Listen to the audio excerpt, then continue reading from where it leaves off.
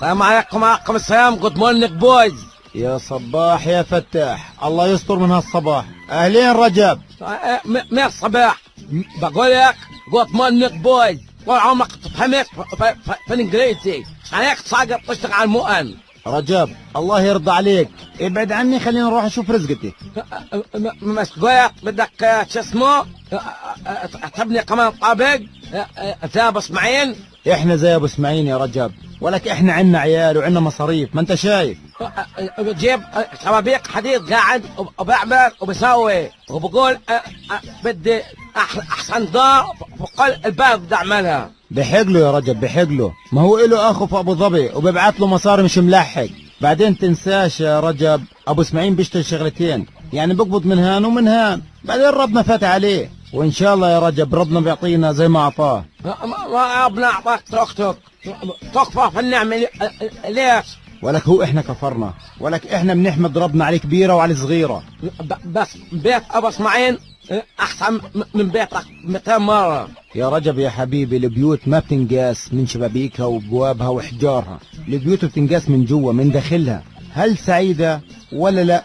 انا بالنسبه لي الحمد لله، بحس حالي اسعد واحد في الكون. فهمت عليك، فهمت. بدك ايش مني؟ الله يسعدك عليك يا رجب. السلام عليكم.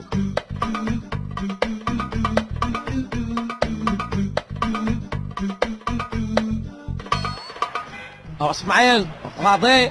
ايش بدك يا رجل؟ بدي احكي لك كلمتين وخلاص، بدي اروح عشان مش فاضي. طيب يا رجب اقعد واحكي وانا بسمع لك. خلاص بديك احكي بس.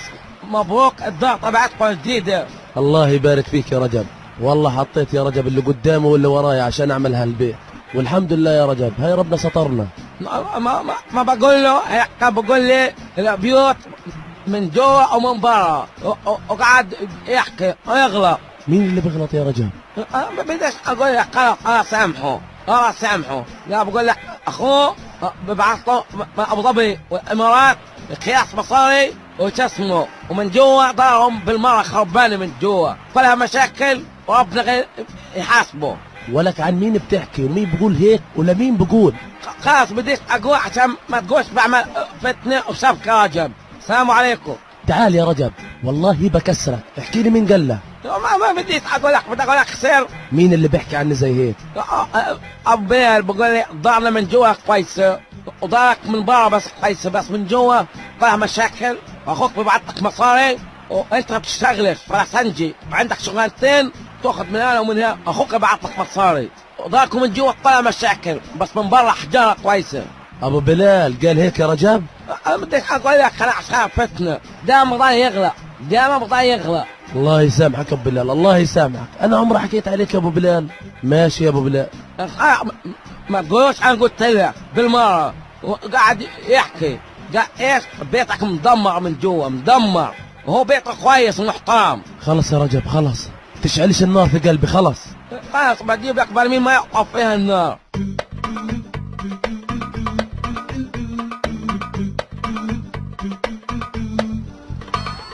ايش يا فهد؟ مال الناس واقفين برا؟ ايش القصة؟ واقفين عند ابو صفوت. والله يابا سمعت نسيبه لابو صفوت ضارب مرته، واجا ابو صفوت اخذ بنته ورجعها على دارهم، وبقول لك واقفه على الطلاق. اوف، الله اكبر، يا دوبك متجوزينهم لسه ما كملوش سنة. ما هو عبد الحكيم نسيبه لابو صفوت اللي ضرب البنت، كل يوم والتاني بضل يعاير في بنته لابو صفوت، بقولها ابوكي بيشتغل كناس وابوكي، فراحت قالت له مدام ابوي بيشتغل كناس ليش نسبته، وصارت مشاكل طويلة عريضة واجا ابوها خدها. طيب يعني هو معمل قلب، يعني معمل قلب، قال ابوها كناس. ايش يعني كناس؟ بنظف عليه وعلى اللي زيه، هو اللي بوسخ وابوها بنظف. حسبي الله ونعم الوكيل، حسبي الله ونعم الوكيل. هات لها العباية بالعجل، وهات لها البكور تبعي، خلينا اروح اشوف ايش القصة. يابا ما تتدخلش بينهم، في كتير لجان اصلاح اتدخلوا وما خدوش غير سواد الوجه. هو يابا يعني رجال الاصلاح يعني بياخدوا بياض الوجه طول الوقت؟ ما هم بيحلوا مشاكل وبوافقوا الناس، وفوق هذا كمان بتبهدلوا وبنغلط عليهم. بس عملنا لله يا بنيه. روح. حاضر يابا.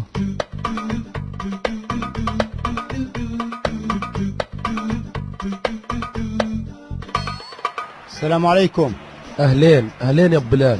مالك يا ابو اسماعيل؟ بشوفك بترد السلام من غير نفس وكمان بتطلعش عليا. يا راجل انا جاي ابارك لك في الدار. بركتك وصلت يا سيدي. ايه والله بشوفك قبضها جد يا ابو اسماعيل. ايش الدعوة؟ الدعوة عندك يا ابو بلال مش عندي. عمري غلطت عليك ولا سبيت عليك في ظهرك؟ لا لا لا هدي يا ابو اسماعيل، مالك؟ بشوفك مولع. ايش القصة بس فهمني. جاوبني على سؤالي، عمري ذكرتك بسوء في ظهرك؟ طول عمرك يا ابو اسماعيل ابن بلد وابن حارة اصيلة. حلو، ليش بتغلط علي في ظهري وبتسب علي يا ابو بلال؟ انا غلطت عليك يا ابو اسماعيل؟ انت غلطت علي يا ابو بلال. يا سيدي هي طرفي، اذا انا غلطت عليك خد حقك وزيادة عليه 100 بوسة.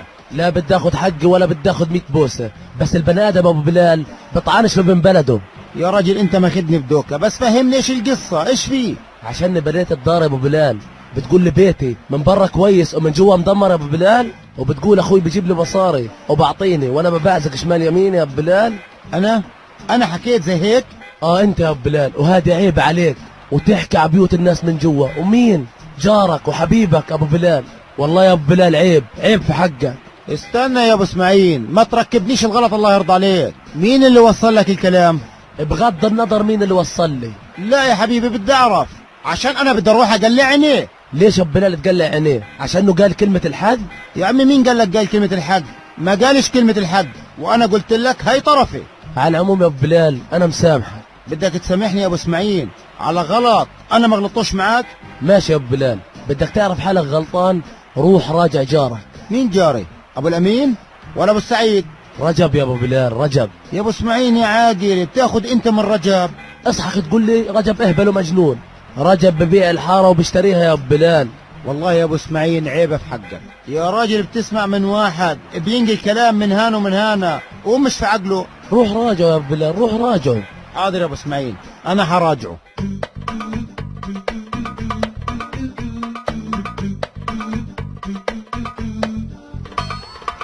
السلام عليكم. وعليكم السلام. يا هلا يا رجب، يا هلا ورحب.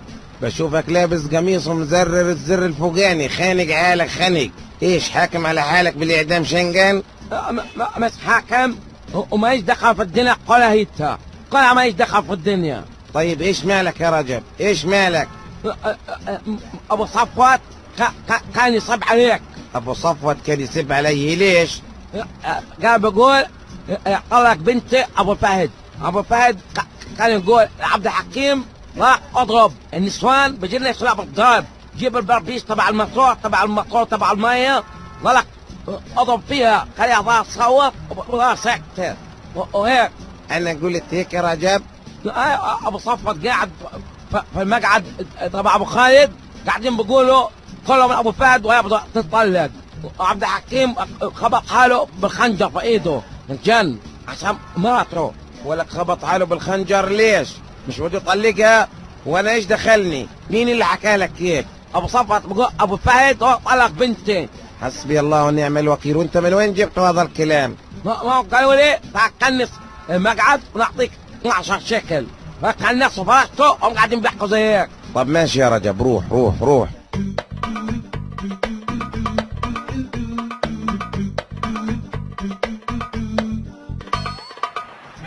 تعال وين يا حبيبي وين؟ قاعد بدور عليك، وين رايح؟ مش فاضي بحال مشاكل. بنت ابو صفوت لا تطلق راح ارجعها. ترجع المية في زورك يا بعيد، ولك واصل ابو صفوت وبنت ابو صفوت كمان. بقى مش ولاد حارتنا نقف معاهم. تعال ايش ولا قايل لابو اسماعيل؟ انت ايش قايل له؟ ايش قايل؟ ما شفتوش بالمره وبديش اكلمه بالمره. ولك يا كذاب، ايش نقل له حكي عني؟ ايش نقلت حكي؟ انا نقلت حكي؟ ولك انا حكيت لك عن داره انها حلوه من برا ومدمره من جوا، وانا حكيت لك انه اخوه ببعت له من برا مصاري وبروح بيصرفهم وبعطيش لاخواته ولا اخواته. قلت هيك انا؟ مين قال هيك؟ مين قال لك؟ ابو اسماعيل اللي قال اللي انت حكيت له. ابو اسماعيل اصلا كذاب، قاعد معي بقول لي كيف الدار؟ قلت له كويسه، دارك من جوا كويسه ومن برا كويسه كمان. طيب كمل يا حبيبي كمل.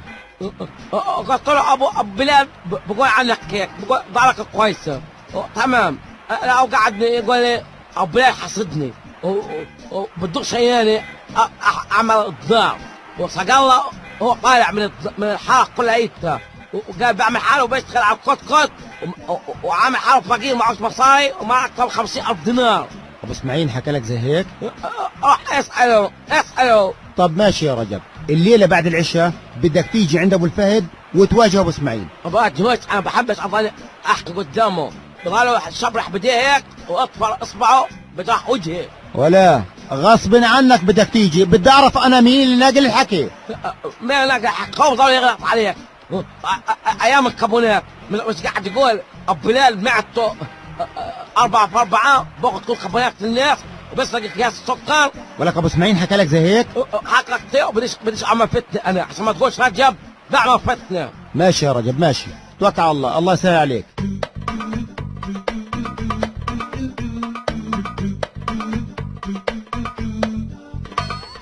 مالك يا ابو بلال؟ عساك بخير، مالك جاي ومعصب؟ بدي ابوك. وين ابوك؟ بس قول لي ايش الدعوه عشان اقول لك. ايه يا فهد، يا فهد الله يرضى عليك، كلام الكبار مع الكبير. خلص ايش مالك؟ حاضر يا عم ابو بلال، ارتاح. يا عمي بديش ارتاح، الله يرضى عليك. وين ابوك؟ ابوي عند ابو صفوت عشان مشكله بنتهم. رايح يحل يعني؟ لا والله، حاطينه في المشكله ومتبلين عليه انه هو سبب المشكله. طب ماشي، بتبلغه بتقول له انا وابو اسماعيل بدنا نيجي الليله بعد العشاء عشان نتقاطع الكلام اللي صدر من ابو اسماعيل. ايش كلام ايش الدعوه؟ ابو اسماعيل جاي يقول لي انه انا بغلط عليه، وانما جبت رجب وقعدت معاه طلع ابو اسماعيل من زمان بيغلط علي وبيحكي في ظهري. قصدك رجب اللي موصل لك وحاكي لابو اسماعيل؟ يا عمي انا بعنيش مين اللي وصل، ويعني رجب خلاص هيجي صار بفهمش. طب رجب بيسمع دبة النملة كيف؟ يا ابو بلال تلاحقش واحد بينقل الكلام. يا عمي انا بدي لاحق، بدي اظهر الحق، بدي اعرف وين الغلط. خلص ولا يهمك، انا حبلغ ابوي.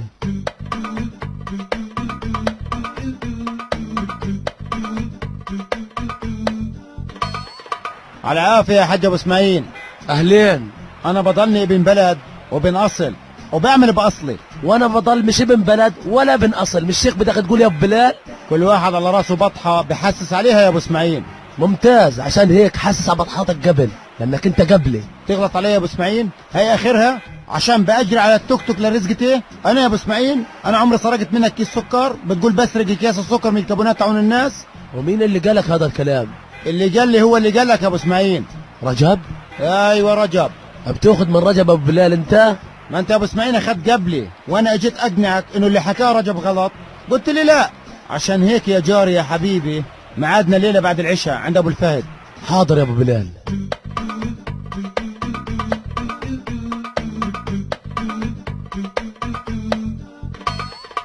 يابا ايش الدعوه؟ ايش اللي صار؟ اللي صار انه الفتن في الحارة والنقل الحكي هو اللي حيخرب الحارة وحيخلي كل الرجال في الحارة يكرهوا بعض والنسوان كمان يتطلقوا. مش فاهم يابا، انت ايش دخلك في قصه ابو صفوت؟ ما هم الناس بنقلوا حكي، قال ايش انا حاكي لعبد الحكيم انه اضرب المرة بتجيش الا بالضرب، والكلام هذا واصل لابو صفوت، وابو صفوت قدام الحارة بقول لك انه ايش انه ابو الفهد هو اللي مطلق بنتي. رحت رجعته حلف لي 6352 يمين انه مش هو اللي حاكي، هو اصلا ما حكاش هذا الكلام من اصله. وحكينا لعبد الحكيم، عبد الحكيم قال اصلا انت ما حكتليش ابو الفهد. طيب مين اللي نقل هذا الكلام يابا؟ مش عارف يابا، مش عارف. انا اصلا كنت رايح وبدي اعمل مشكله مع ابو صفت مع عبد الحكيم، بس ربنا من فوق لطف اني انا اهديت وحبيت اسمع في الاول. الله يقطعها من حاره، صارت كلها تنقل حكي. ايش القصه؟ هو الفاضي بيعمل قاضي. صحيح، اليوم العشاء ابو بلال وابو اسماعيل بدهم يجوك عشان في مشاكل بينهم وبدهم يتقاضوا عندك. اهلا وسهلا، اهلا وسهلا.